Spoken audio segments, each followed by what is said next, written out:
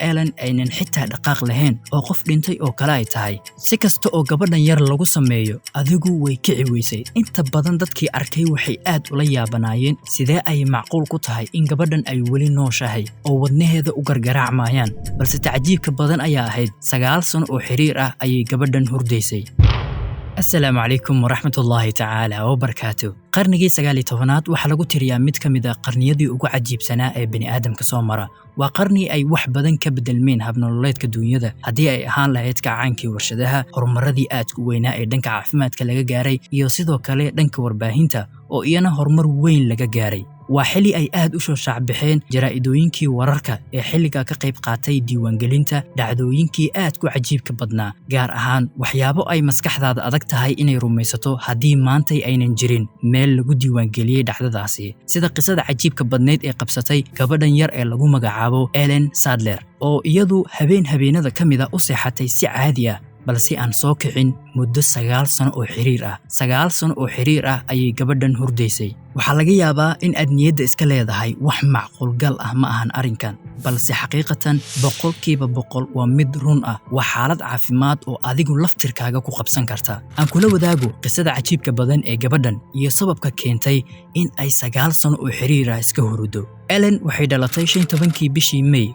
1859. waxay ka dhalatay reer tiro ahaan iska yara barakaysan oo 12 canug ka kooban, ayadana markaa canugii 10aad ayay ahayd. waxayna degnaayeen xaafad yaroo lagu magacaabo Turville oo ku tiilay meel u dhaxaysay magaalada Oxford iyo Buckinghamshire ee dalka Ingiriiska. aabaheed William Sadler wuxuu ahaa beeraley, wuxuuna dhintay asagoo xoogaha waayeelnimo aan gaarin, taa oo keentay in hooyadeeda Annie ay guursato nin kale oo lagu magacaabo Thomas oo isagu nasiib wanaag caruurtii xaaskiisa ula dhaqmay sida caruurtiisa oo kale.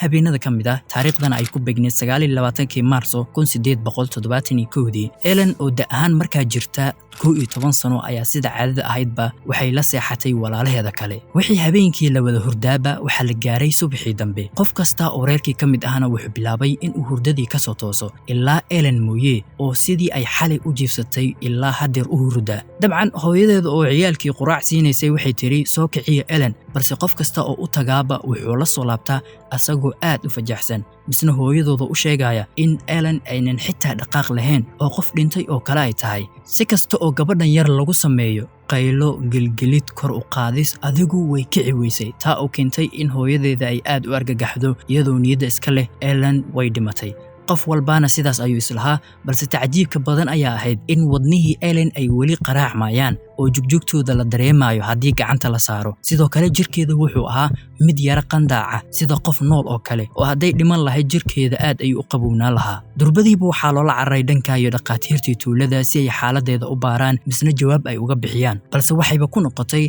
hal xiraale ay garan waayeen qaab ay u sharaxaan. qof horay u arkay ama maqlay xaaladan oo kale ma jirin, waxayna awoodi waayeen in ay jawaab cad ka bixiyaan waxa keenay xaaladan. isla markiiba sheekadii Ellen ayaa ku dhex faaftay dadkii degnaa tuuladooda iyo kuwii kale ee ku hareereysnaa. dadkiina waxay bilaabeen in ayba imaadaan gurigii Ellen. qof kastaa wuxuu rabaa in uu arko sheekadan haddii ay run tahay. dadkii u imaaday qaarkooduna waxayba hooyadii Ellen siinayeen lacago deeq ah si ay uga dulqaadaan murugta haysata. muddo yar gudaheeda sheekadii gabadhan ayaa sheeda isku sii shareertay oo waxay wada gaartay dhammaan dalka Ingiriiska ilaa jaraa'idada caanka ah ee The Times ay boggeeda ugu horeeya ku daabacday sheekada gabadhan, taa oo sii faafisay sheekadeeda. Ellenna ka dhigtay qof caan oo dadkoo dhan ay hadal hayaan misna ay wadooyinka uga sheekaystaan. dad badan oo ka mid ahna ay tuulo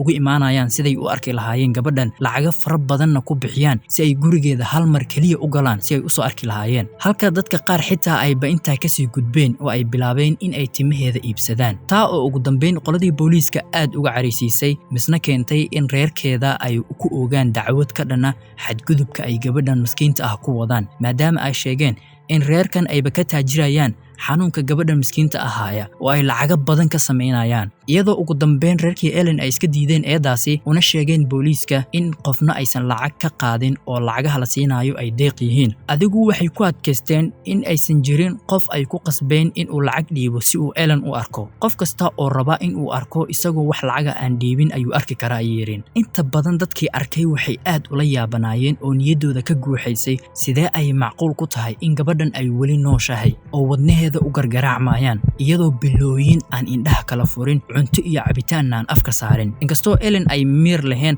haddana hooyadeeda ayaa quudin jirtay oo inta badan waxay afka ugu shubi jirtay wax yar oo caano ah aad bayna u daryeeli jirtay oo waxay ahayd qofka kaliya ee gabadhan si joogto ah uga walwalaysa kuna ag camal beelay nasiib darro waxaa dhammaaday sanadkii koowaad haddana kan labaad haddana kan saddexaad ilaa 9 sano oo juusta ah u xirmatay gabadhan misna ilaa haddeer ay ku jirto xaaladeedii iska hurdada ahayd waa horena laga qoorsaday oo inta badan dadkii ay iska iloobeen sheekadeeda ugu dambeyn dabayaaqadii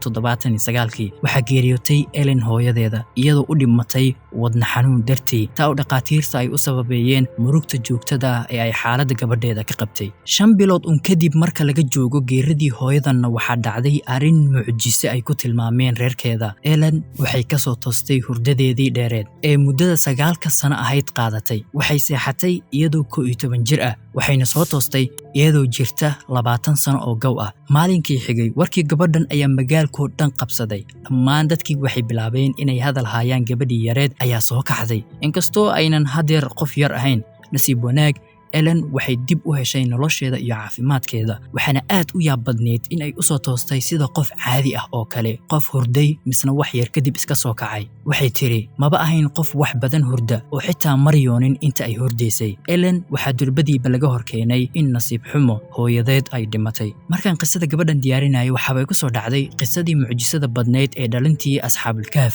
oo iyagu si lamida gabadhan seexday misna soo toosay 100 sano kadib markii ay soo kaceen ku murmaayay in hal maalin qaarka kalena hal maalin iyo bar oo kaliya ay hurdaayeen bal wax yar ila suurayso oo dhalinyartaasi ama gabadhan booskeeda isdhig suurayso adigoo 11 jir ah inaad seexatay balse maalinkii dambe aad soo kacday lagu sheegay in ku dhawaad 10 sano aad hurdaysay hadeerna aad jirto 20 sano sidee yacni ayaad dareemi lahayd dabcan wax maskaxdaada ka dhaadhac ma ahaan lahayn si lamidana Ellen waxay ku qaadatay muddo in arinkan ay iska dhaadhiciso niyadana ku hay markii ay hurdada ka soo kacaysayna waxay wali maskax ahaan jirtay 11 sano laga yaabay in jirkeeda isbedelay laakiin fursad uma helin in maskaxdeedana ay korto misna ku kobciso aqoonta iyo waayo aragnimada laga dhaxlo nolosha waxay ku qasbaneed in ay hadda iyo kow nolosha ay dib kala soo qabsato muddo kadib Ellen ayaa goorsatay waxayna dhashay 6 caruurood iyadoo ugu dambeyn dhimatay sanadii 1901 bilaa cudur ama wax hadeer yacni dhimashadeeda sababay aysan jirin intiina badan waxa laga yaabaa inaad leedihiin maxaa keena arinkan oo sababa wixii majaalka caafimaadku sii fidaaba waxa ugu dambeyn la soo ogaaday caabuqa keena xaaladan misna qofka ku sababa hurdo waqti dheer qaadata waana xaalad loo yaqaano narcolepsy waa xaalad maskaxeed oo naadir ah taa oo keenta in qofka uu hal mar hurdo misna uu awoodi waayo in uu dib u soo kaco waxaana sababta in maskaxda ay soo daweyso maadada eroxin ama hypocretin oo ah maadada naga caawisa in aan hurdada ka soo kacno sidoo kale maalinkii oo dhanna aan jeedno inkastoo dhibaato caafimaad jir ahaan aysan lahayn haddana qofka xaaladan wajahaag waxay u badan tahay in ay ku dhacdo depression aad u xun caabuqyada kale ee maskaxeed ilaa maanta lama yaqaano wax hurdada ka soo kiciya qofka xaaladan ay qabsato sidoo kale ma lahan wax daawo ah oo la siiyo qofka hurdo dheer ay la tagto haddii gabadhan oo kale adigoo aad u yar ay xaaladan ku qabsato maxaad isleedahay marka ugu horeysa aad soo kacdo waad weydiin lahayd dadka hareerahaaga jooga